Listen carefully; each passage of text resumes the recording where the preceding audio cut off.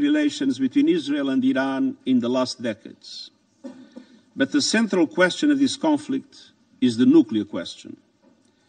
Non-proliferation is a must for the safety and security of us all. The Non-Proliferation Treaty is a cornerstone of international security. Iran must respect it. And Iran has repeatedly stated that it is not seeking nuclear weapons. But let's recognize there is a trust gap. The only way to bridge that gap is through diplomacy to establish a credible, comprehensible, and verifiable solution, including full access to inspectors of the IAEA as the United Nations technical agency in this field. For all of that to be possible, I appeal for an end to the fighting and the return to serious negotiations. At this defining moment, I urge this Council to act with unity and urgency for dialogue. And I urge the international community to rally behind the sole path that can deliver lasting peace, diplomacy, grounded in international law, including the UN Charter. This is even more crucial given the unfolding horrors in Gaza. Excellencies, the only thing that is predictable is that the consequences of continuing this conflict are unpredictable. Let us not look back on this decisive moment with regret. Let us act responsibly and together to pull the region and our world back from the brink. Thank you. I thank the Secretary General for his remarks. I now give the floor to Ms. Rosemarie DiCarlo. Thank you, Madam President. We meet as the scope and scale of attacks in Iran and Israel continue to widen, with grave consequences for civilians in both countries. In Iran, Israel claims to have targeted over 100 military sites and nuclear facilities, including the Kermanshah missile base, the Natanz and Isfahan nuclear facilities, and the Kondab, former Iraq, heavy water reactor. At the same time, government buildings, homes, and residential neighborhoods, factories, hospitals, airports, and refineries have been stuck in and around Tehran, Isfahan, Tabriz, Avaz, and among many other cities. The bombing on 17 June of Iran's state-run television channel during a live broadcast marked a chilling moment. Residents of Tehran and other cities have received warnings to evacuate on more than one occasion. Iran has closed its airspace until further notice and has shut some border crossings. In Israel, residential neighborhoods and essential infrastructure have been hit throughout the country, notably in Tel Aviv, Haifa, Bat Yam, Dimona, Petah Tikva, and Eilat. Several civilian sites have been directly impacted by Iran's airstrikes, including the Weizmann Research Institute in Rehovot, the Bazan Petrochemical Complex in Haifa, and yesterday, the Soroka Medical Center in Beersheba. A state of national emergency remains in place, with severe restrictions on air travel. Several areas in the occupied West Bank have also been impacted, and checkpoints and road closures are impacting movement, especially for Palestinians.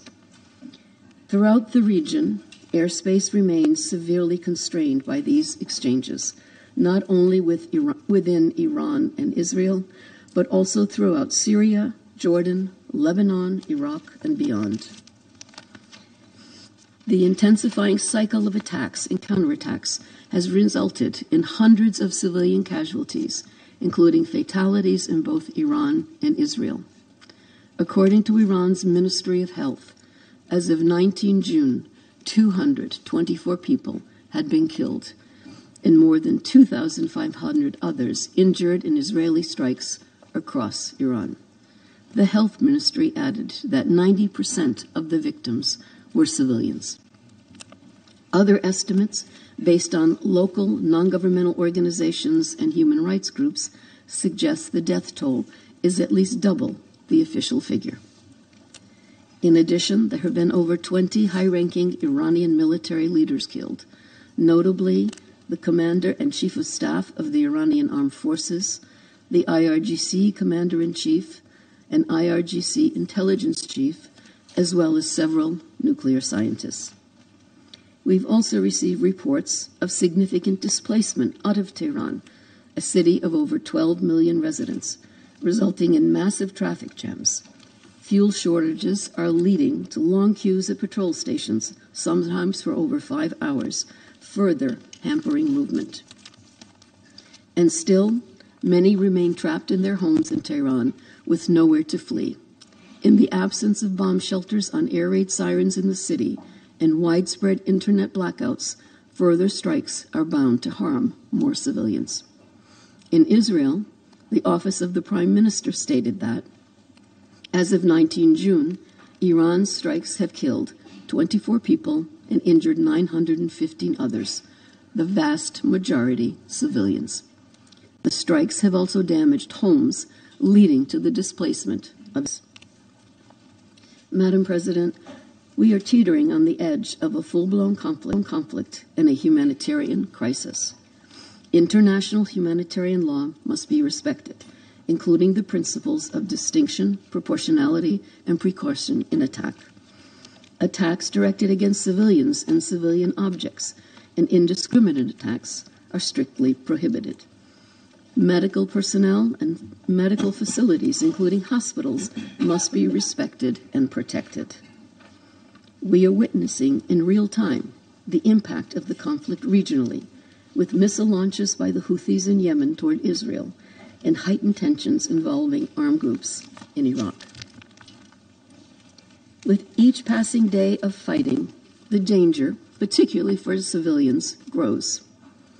Interceptions and explosives falling short have been reported over Lebanon, Jordan, Iraq, and Syria, sending debris into populated areas, sowing fear and uncertainty. Any further expansion of the conflict could have enormous consequences for the region and for international peace and security at large. The fallout of the conflict is also economic. We cannot discount the global impact of a potential disruption of trade through the Strait of Hormuz, described by the World Bank as the world's most critical oil passageway. Trade through this vital route has already fallen by 15% amid heightened tensions starting in late 2023. Madam President, International Atomic Energy Agency Director General Grossi will address this Council shortly. Allow me at this juncture to express our appreciation to the IAEA and its staff still on the ground in Iran. We also convey our deepest gratitude to our colleagues who have continued to stay and deliver. At the center of the ongoing conflict are concerns about Iran's nuclear program. As the Secretary General has stated, the best way to address these concerns is through dialogue leading to a negotiated solution.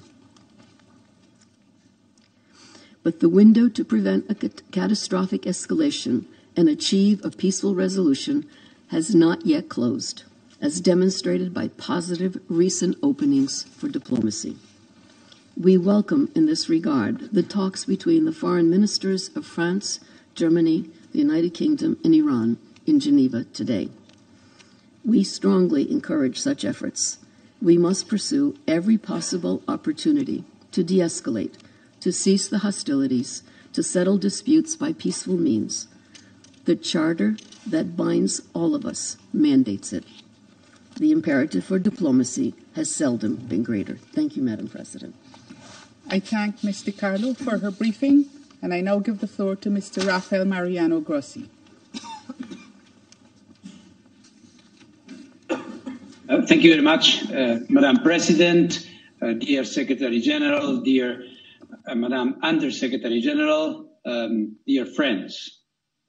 Attacks on nuclear sites in the Islamic Republic of Iran have caused a sharp degradation in nuclear safety and security in Iran, though they have not so far led to a radiological release affecting the public, there is a danger this could occur. The IAEA has been monitoring closely the situation at Iran's nuclear sites since Israel began its attacks a week ago. As part of its mission, the IAEA is the global nerve center for information on nuclear and radiological safety, and we can respond to any nuclear or radiological emergency. Based on information available to the IAEA, the following is the current situation at Iran's nuclear sites, which I offer as a follow-up to my most recent report to this Security Council. The Natanz enrichment site contains two facilities. The first is the main fuel enrichment plant. The initial attacks on the 13th of June targeted and destroyed electricity infrastructure at the facility, including an electrical substation, the main electric power supply building, an emergency power supply, and backup generators. On the same day, the main cascade hall appears to have been attacked using ground-penetrating munitions. Second facility at Natanz is the pilot fuel enrichment plant. It consists of above-ground and underground cascade halls. On the 13th of June, the above-ground part was functionally destroyed, and the strikes on the underground cascade halls were seriously damaging. The level of radioactivity outside the Natanz site has remained unchanged and at normal levels, indicating no external radiological impact on the population or the environment there. However, within the Natanz facility, there is both radiological and chemical contamination. It is possible that uranium isotopes contained in uranium hexafluoride, uranyl fluoride, and hydrogen fluoride are dispersed inside the facility. The radiation, primarily consisting of alpha particles, poses a significant danger if inhaled or digested. This risk can be effectively managed with appropriate protective measures, such as using respiratory devices. The main concern inside the facility is chemical toxicity.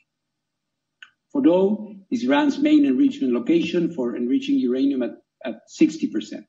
The agency is not aware of any damage at Fordow at this time. At the Esfahan nuclear site, 4 buildings were damaged in last Friday's attack.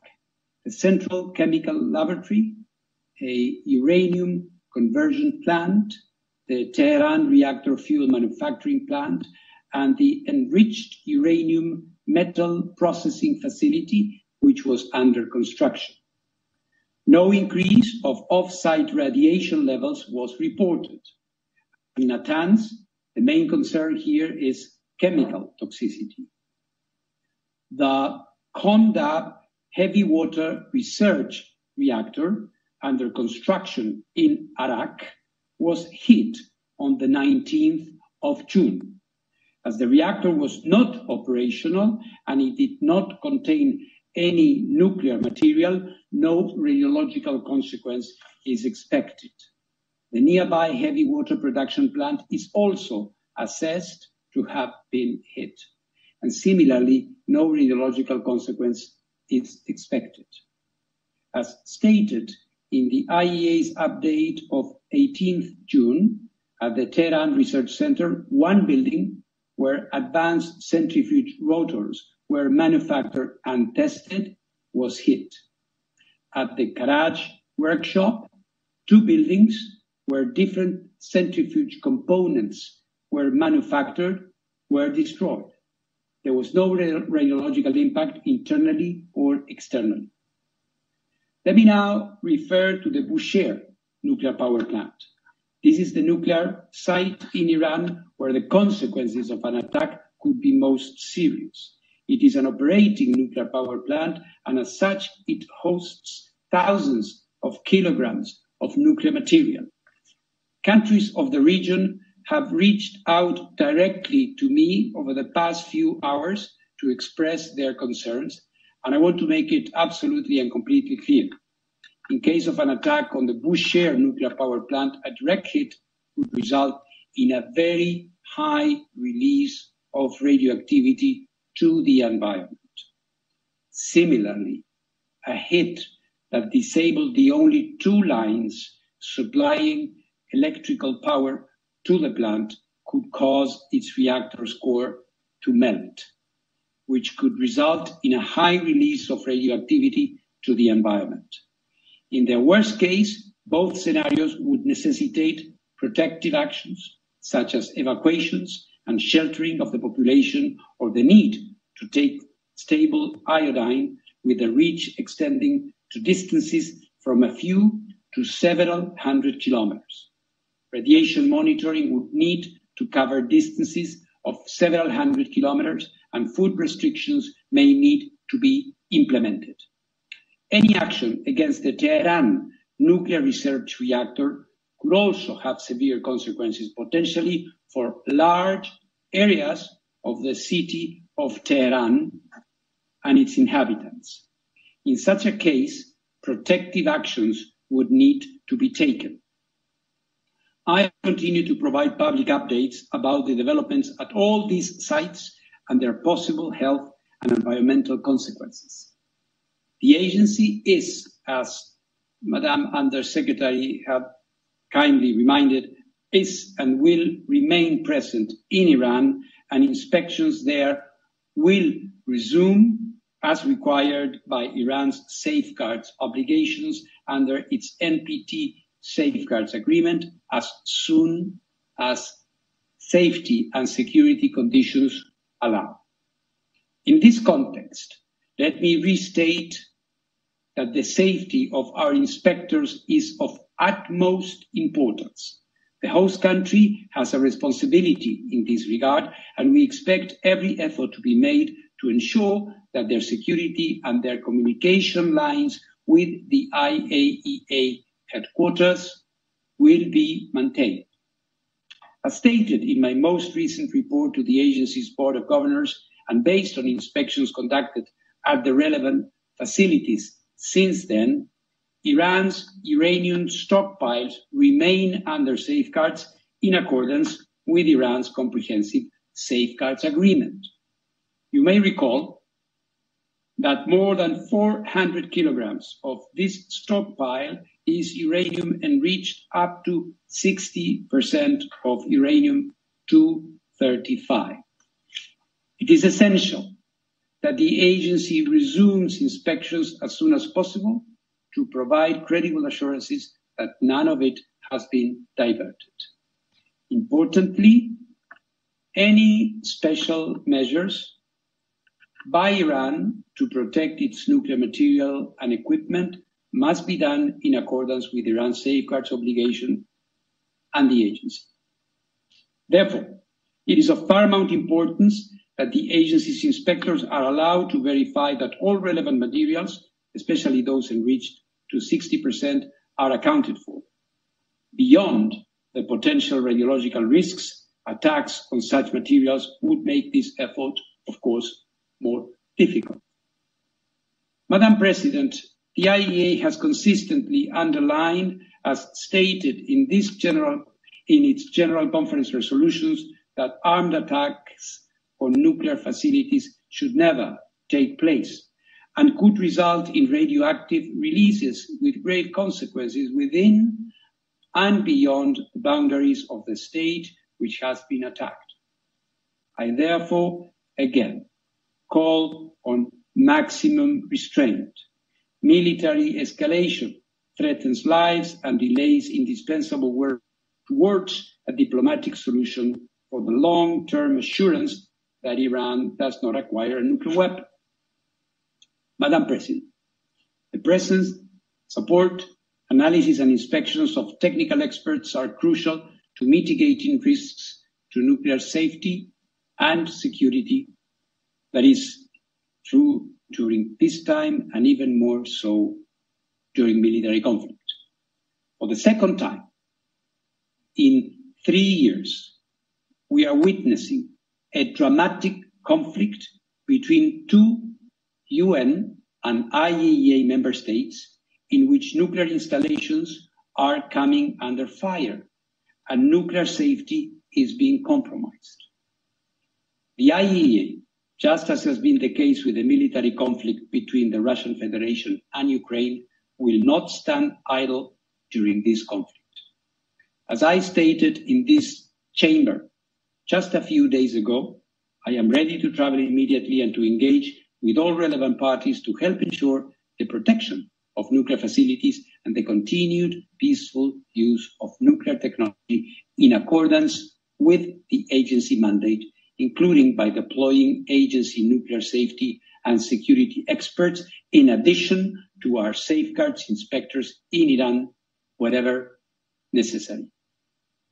For the IAEA to act, a constructive professional dialogue is needed. I urge the members of this council to support us in making it happen sooner rather than later. The IAEA must receive timely and regular technical information about affected nuclear facilities and their respective sites. I urge in this regard the Iranian regulatory authorities to continue a constructive dialogue with the IAEA Incident and Emergency Center, which has been operating 24/7 since the beginning of this conflict. Nuclear facilities and material must not be shrouded by the fog of war. Yesterday, there was an incorrect statement to the media by an Israeli military official that the Bushehr nuclear power plant had been attacked. Though the mistake was quickly identified and the statement retracted, the situation underscored the vital need for clear and accurate communication, and the agency's unique role in providing it in a technically accurate and politically impartial way is obvious. Let me conclude by assuring the international community of the IAEA's continued support at this very grave time. A diplomatic solution is within reach if the necessary political will is there. Elements for an agreement have been discussed. The IAEA can guarantee through a watertight inspection system that nuclear weapons will not be developed in Iran. They can form the basis of a long-standing agreement that brings peace and avoids a nuclear crisis in the Middle East. This opportunity should not be missed. The alternative would be a protracted conflict and a looming threat of nuclear proliferation that, while emanating from the Middle East, would effectively erode the NPT and the non-proliferation regime as a whole. Thank you very much. I thank Mr. Grossi for his briefing.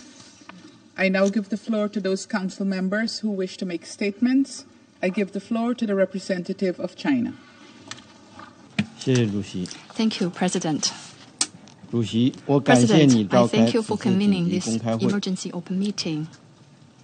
感谢古 I 特雷 thank 斯 Secretary 秘 General 书长的发言， Guterres for his statement 支持秘 and 书长 support his 关于 call for 停 an 火止 end 战、 to the 重回 fighting 外交 and 谈 the 判的呼 return to 吁。 diplomatic negotiations.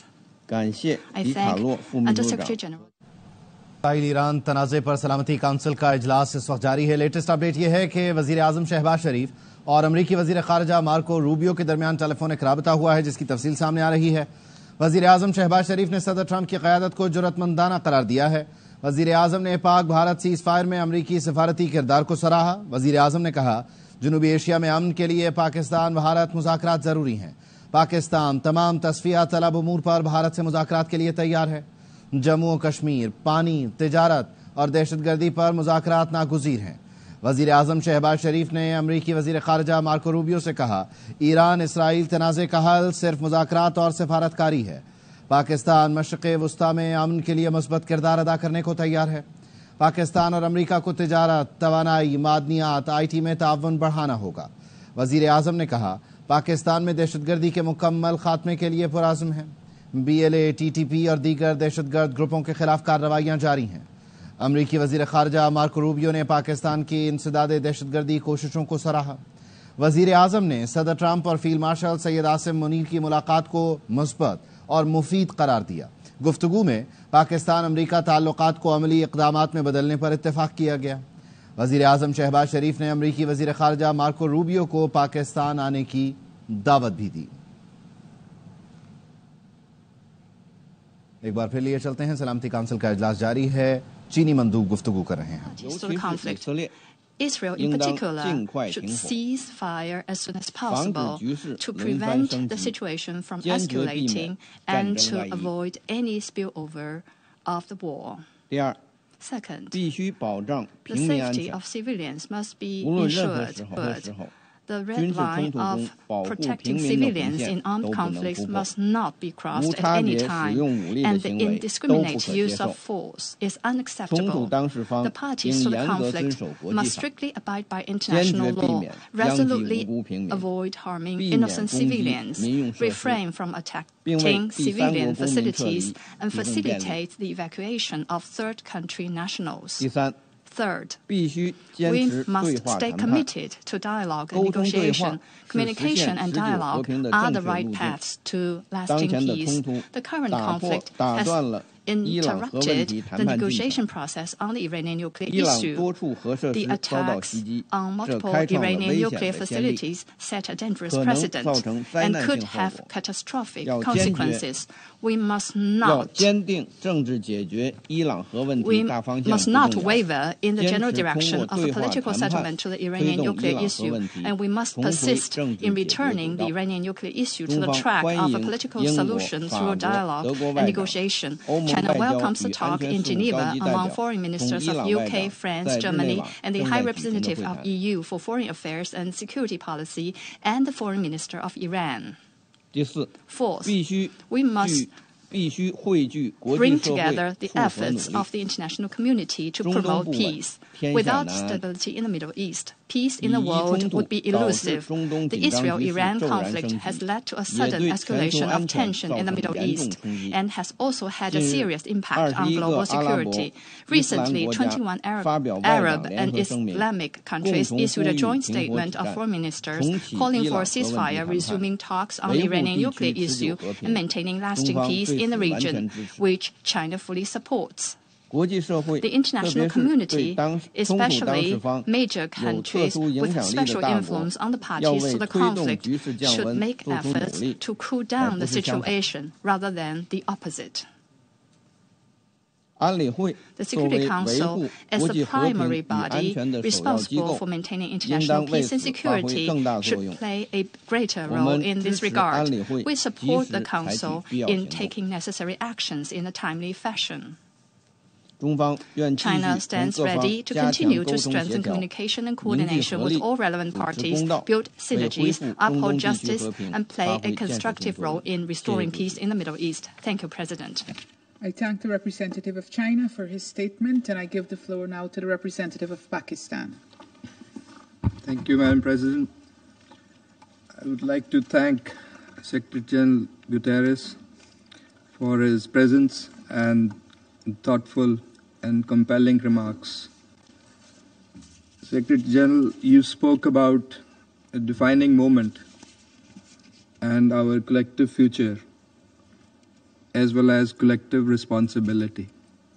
And we fully agree with you and your call to give peace a chance. And in that context, your appeal to end the fighting and return to negotiations.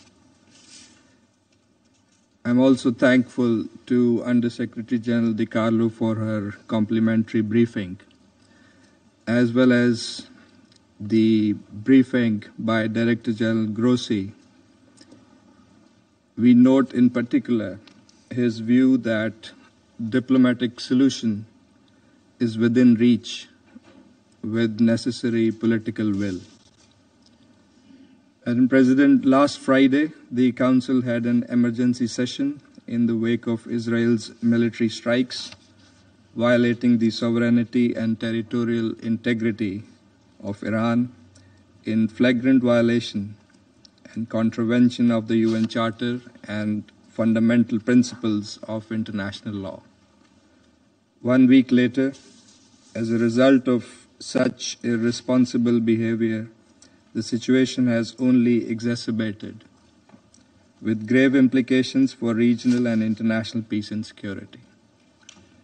Pakistan strongly condemns the unjustified and illegitimate aggression by Israel. We stand in solidarity with the people of Iran. We unequivocally denounce the blatant attacks and military strikes carried out by Israel, which constitute a grave danger and a serious threat to the peace, security, and stability of the entire region and beyond, with serious implications. We offer our sincere condolences and sympathies to the brotherly people of Iran on the loss of life as a result of these unprovoked attacks. The ensuing humanitarian crisis and civilian toll on both sides is also deplorable. International humanitarian law must be complied by all sides. The attacks against nuclear facilities for peaceful purposes are deeply troubling. Such attacks contravene international law, the Charter of the UN, Statute of the IAEA, and relevant IAEA General Conference resolutions on the issue. It is the responsibility of the IAEA to clearly pronounce its legal position with regard to such attacks, as well as to report it to the Board of Governors and to the Security Council about the legal safeguards, safety and security implications of such attacks. The agency should fulfill that responsibility. Madam President, the latest crisis has aggravated the existing tensions in the region, arising from Israel's continuing ruthless assault on Gaza that has resulted in an unprecedented humanitarian catastrophe for the innocent Palestinians, as well as its recurring violations of international law in Syria, Lebanon, and Yemen. The Security Council bears primary responsibility to immediately stop this wanton aggression and hold the aggressor accountable for its actions. The Security Council must fulfill its duty and affirm the following. First, categorical rejection and condemnation of Israel's attacks on the Islamic Republic of Iran since 13th of June, and all actions that contravene international law and the purposes and principles of the Charter of the United Nations. Second, play its due role to end the hostilities and promote de-escalation for achieving a comprehensive ceasefire before the situation spirals out of control and threatens the peace and stability of the entire region. Third, clear denunciation of the targeting of IAEA safeguarded nuclear facilities against the provisions of international law and the UN Charter, as reflected in the UN Security Council resolutions, IAEA resolutions, and international humanitarian law, including the Geneva Conventions. The Security Council must implement its own resolution 487. Fourth, call for dialogue and diplomacy to promote a peaceful and lasting resolution of the crisis. Diplomacy must be given a chance. Madam President, regrettably, Israeli unlawful strikes against Iran came at the time of intense diplomatic engagement on Iran's nuclear issue. These illegal actions must not be allowed to scuttle that dialogue. Parties must swiftly return to the path of negotiations, which is the only viable means to reach a sustainable agreement regarding the Iranian nuclear program. We note the willingness expressed by the United States to keep the door for negotiations open. We also take note of the dialogue between the E3 and Iran. We hope that the diplomatic efforts and engagements will bear fruit. We reaffirm our long-standing position that all issues concerning Iran's nuclear program must be resolved peacefully through dialogue and diplomacy in accordance with the rights, international obligations, and responsibilities of all the parties concerned. At the same time, verification activities by the IAEA as the competent international technical organization mandated to implement respective safeguards obligations should continue unimpeded.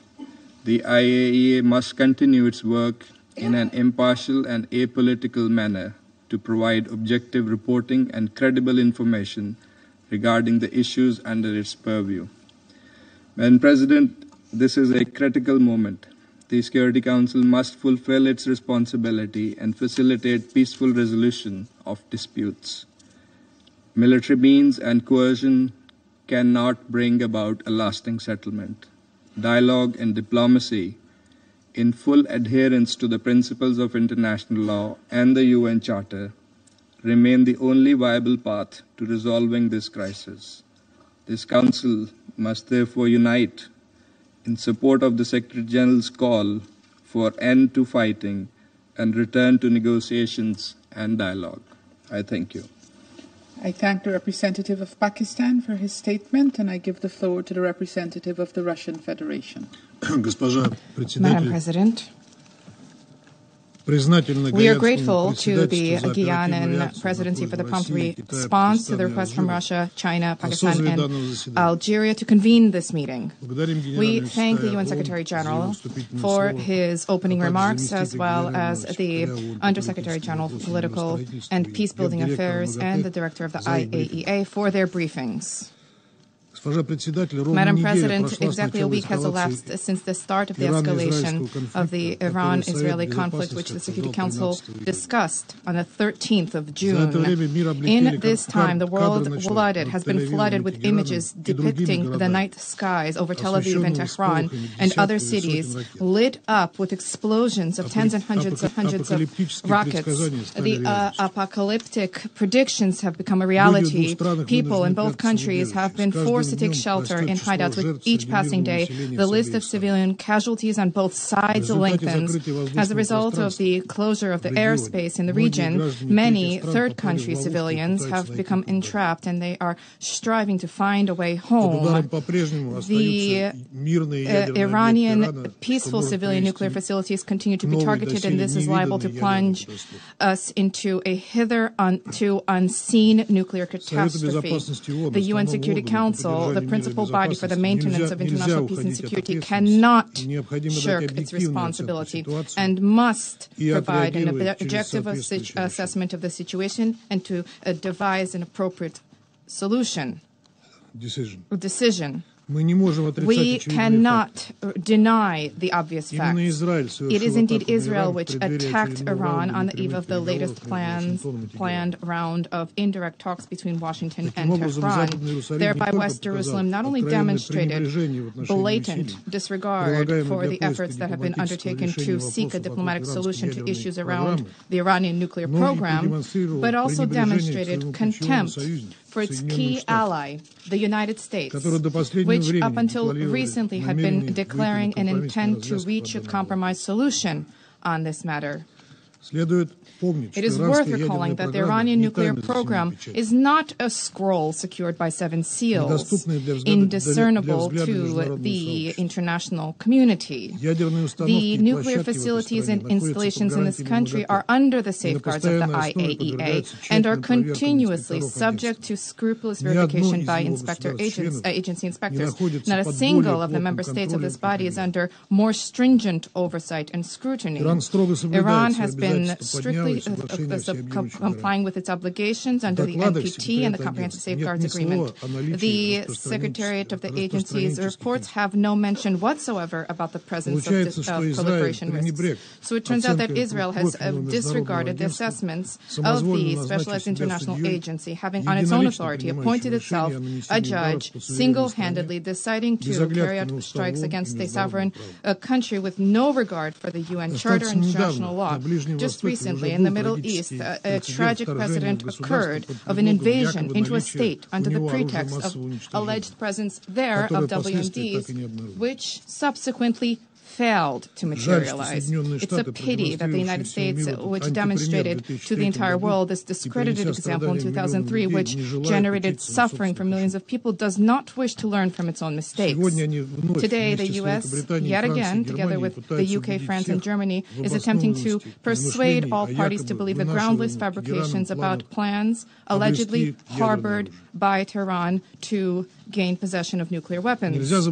Nor can we forget the fact that the attack on Iran was carried out at a time when the entire world observed with horror the ongoing man-made disaster which was unfolding in Gaza and continues to unfold in Gaza, and was condemned the ongoing humanitarian blockade of the Strip and was awaiting the high-level conference in support of the two-state formula under the aegis of the United Nations in accordance with General Assembly resolutions.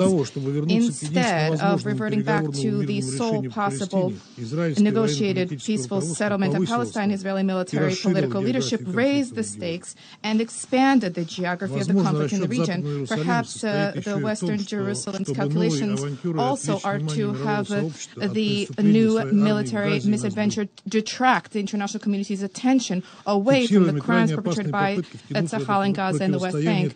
We have seen highly perilous attempts to drag third countries into this confrontation, and this, as was rightly noted by the Secretary General, would have colossal consequences not just for the stakeholders and the parties engaged, but for the entire region and international peace and security as a whole. We concur with Mr. Guterres' position about the need to avoid internationalization of the conflict.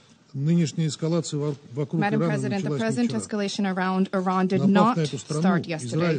Having attacked the country, Israel first received a direct pass from a host of Western states. The rhetoric uttered by British, French, and German diplomats in the lofty chambers of the UN Security Council and the IAEA Board of Governors are equally dangerous, just as dangerous as the deadliest weaponry, the blatant blackmail of the leadership of the agency in order to compel it to draft a vague so-called comprehensive assessment on the Iranian nuclear program, pushing through biased anti-Iranian resolutions at the IAEA Board of Governors. All of this made those countries effectively complicit in the Israeli aggression. Let's recall that this specific IAEA report was one of the justifications used by Israeli leadership for the attack on Iraq. What is telling in this connection is a cynical statement from the German Chancellor, Mr. Merz, about, and I quote, Israel doing the dirty work for us. End of quote. The fact that the launch buttons are being pressed by West Jerusalem does not absolve Washington, London, Paris, and Berlin from responsibility for what is taking place.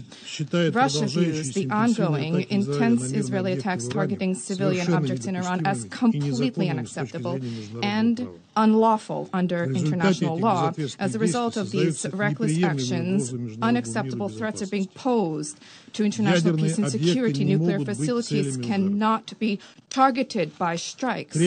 We demand that West Jerusalem immediately cease attacks and raids on Iran, first and foremost the nuclear facilities which are under the protection of the IAEA. We expect that the agency leadership will draft in short order a detailed written report and response to the reports for consideration of the IAEA Board of Governors and the Security Council with a frank assessment of the damage sustained by Iran's nuclear and energy facilities, as well as the safeguards application in that country, including in the context of the presence of inspectors there, inspectors whose lives were under imminent threat. We take note of the clear Iranian statements about its steadfast commitment to obligations under the NPT and the willingness to resume contact with Washington to forge possible solutions that dispel all baseless suspicions and biases vis-à-vis Tehran's nuclear program under the condition that Israeli attacks cease. We support this position. We share the Secretary General's call for an immediate de-escalation resulting in a ceasefire. We firmly believe that a resolution can be provided for in a sustainable way only through diplomacy and negotiations. The goals of nuclear non-proliferation, whose cornerstone is the NPT, cannot and must not be attained through aggression at the cost of innocent lives. We believe that solutions whereby Iran's right to peaceful nuclear activity and Israel's unconditional safety and security will simultaneously be upheld are feasible and attainable. We have conveyed these options to our U.S. and Israeli colleagues as well as Iranian partners. We stand ready to provide them with the necessary assistance in seeking solutions that are acceptable to all. For now, we still have an opportunity to avoid another devastating war that would have unpredictable repercussions for the entire region and world. We stand ready to seek relevant solutions and decisions at the UN Security Council to engage constructively with all parties who genuinely advocate diplomacy and dialogue. Thank you. I thank the representative of the Russian Federation for his statement, and I give the floor to the representative of Algeria. Thank you, Madam President. First, I wish to express our appreciation to you for convening this urgent meeting, the second within a week, which underscores the seriousness of the situation before us. I thank the Secretary General for his remark and his personal engagement toward peace and stability in the region. And we echo your call for dialogue and for ending the fighting. I also thank USG DiCarlo and Director General Grossi for their briefings. Madam President, Israel's attack against Iran is an unprovoked and unjustified act. It constitutes a flagrant violation of the Charter of the United Nations. This is an attack on nuclear facilities under IAEA safeguard. If these guarantees and even the presence on the ground of international inspectors cannot guarantee the protection of such installations, then the credibility of the entire nuclear non-proliferation regime is called into question. If those entrusted with upholding this regime are unable or unwilling to condemn and denounce such violations, they must ask themselves, what is their purpose? And are they truly fulfilling their responsibilities? We must resist any attempt to justify what in essence is an act of aggression against a sovereign member state of the United Nations. Any misleading narrative is unacceptable. As Director General Grossi stated in an interview with CNN, we, the IAEA, did not have any proof of a systematic effort to move into a nuclear weapon. End of quote. These words merit our full attention. Madam President, it is imperative that everyone returns to a path of reason. Negotiation between the E3, the European three, and Iran negotiation between US and Iran with the facilitation of Oman remain a viable and a constructive option available for diplomacy. Algeria has always believed in the power of dialogue, and we echo the call of the Secretary General in this regard. Even in time of heightening tension, mediation and Charter's principle remain our unique, viable tools. Let me quote the Charter. All members shall settle their international dispute by peaceful means. End of quote. Madam President, international humanitarian law is clear. Nuclear power plant enjoy specific protection and shall not be made the object of attack. Attacks against such facilities are prohibited. If there remains a risk of radioactive material spreading from the impacted facilities, the potential danger extends well beyond borders, endangering civilian populations across the region. For my country, Algeria, there can be no double standard, no double standards when it comes to respecting international humanitarian law. Civilian and civilian infrastructure must be protected everywhere and under all circumstances. We have consistently warned against violation of international humanitarian law, notably in Gaza, where tragically violating IHL became the norm.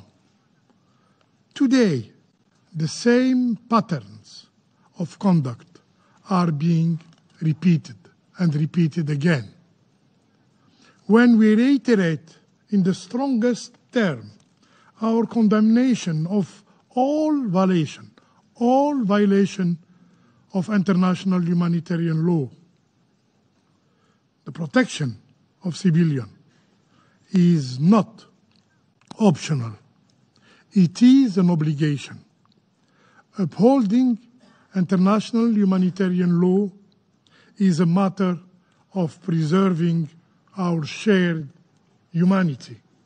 However, those responsible for the collapse of the health system in Gaza, for the killing of 1,580 health workers, for the killing of over 18,000 children and more than 10,000 women, for the killing of 225 journalists, and for the killing of 467 humanitarian workers, cannot credibly claim to be upholding international humanitarian law. Madam President, no measures can substitute for the responsibility that rests with this Council. In 1981, following the Israeli attack on Iraq's Oziraq, remember, this very Council unanimously adopted Resolution 487. It's true, this resolution was never really implemented. And Israel's nuclear facilities were never placed under IAEA safeguards. और अब शामिल करेंगे news headlines. वज़ीर-ए-आज़म शहबाज शरीफ और अमरीकी वज़ीर ख़ारजा में telephone पर गुफ्तगू। वज़ीर-ए-आज़म ने कहा, पाकिस्तान, ईरान, इसराइल तनाज़े का पुरअमन हल चाहता है। मशरिक़ वस्ता में अमन के लिए मुस्बत किरदार अदा करने को तैयार है। जनूबी एशिया में अमन के लिए पाक भारत मुज़ाकरात ज़रूरी हैं। पाकिस्तान तमाम तस्वीया तलब उमूर पर भारत से मुज़ाकरात को तैयार है। वज़ीर-ए-आज़म शहबाज शरीफ ने सदर ट्रंप और फील्ड मार्शल आसिम मुनीर की मुलाकात को मुस्बत और मुफीद करार दिया। शहबाज शरीफ का अमरीकी सदर और वज़ीर ख़ारजा को दौरा पाकिस्तान की दावत का इरादा।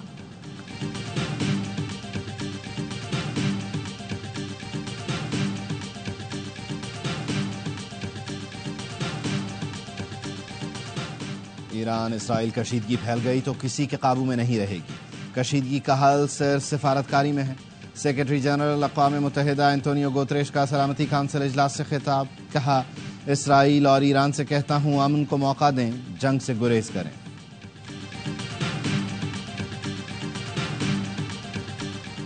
और इसराइल के ईरान पर हमले खुद मुख्तारी और आलमी कवानीन की खिलाफ वर्जी है। मशरिक़ वस्ता में जंग के खित्ते में खतरनाक असरात मुरतब होंगे। अक़वाम मुत्तहिदा में पाकिस्तानी मंदूब आसिम इफ्तिखार का खिताब। कहा, सेक्रेटरी जनरल की जानिब से जंग रोकने पर काबिल सताइश है। पाकिस्तान, ईरान और उसके अवाम से यकजहती का इजहार करता है।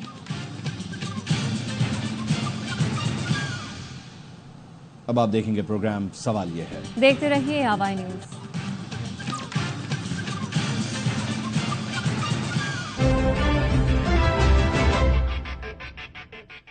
इस बदबू से परेशान हो? बदबू की वजह सिर्फ पसीना नहीं बल्कि जरासीम भी है। नया life boy lemon fresh with multivitamins बदबू पैदा करने वाले जरासीम से लड़े और रखे आपको दिन भर फ्रेश।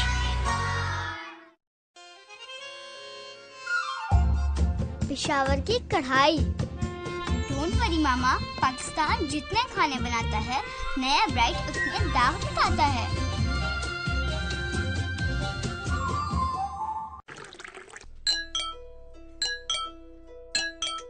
तो हो जाए पाकिस्तान के नाम टपाल दानेदार का एक और कप।